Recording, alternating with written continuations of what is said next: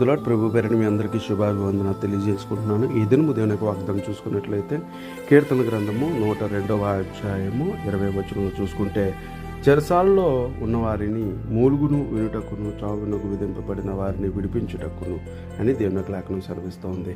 బాధల్లో ఉన్నటువంటి వారు, ఇబ్బందులు ఉన్నటువంటి వారు, బంధకాల్లో ఉన్నటువంటి వారు, వ్యసనాలతో ఉన్నటువంటి వారు, చీకటి శక్తులతో పీడింపబడుతున్న వారు, బాధల్లో ఉన్నటువంటి వారు, వ్యాధులతో ఉన్నటువంటి వారు అందరినీ కూడా వాళ్ళు చేస్తున్నటువంటి మూలుగునంట దేవుడు విని చావునకు సిద్ధపడిన వారందరినీ కూడా ఏమవుతున్నాడంటే దేవుడు విడిపించబోతున్నాడని దేవుని యొక్క లేఖనం సెలవిస్తుంది. నిజమే, ఈరోజు చాలామంది పరిస్థితులు అలాగే ఉంటున్నాయి.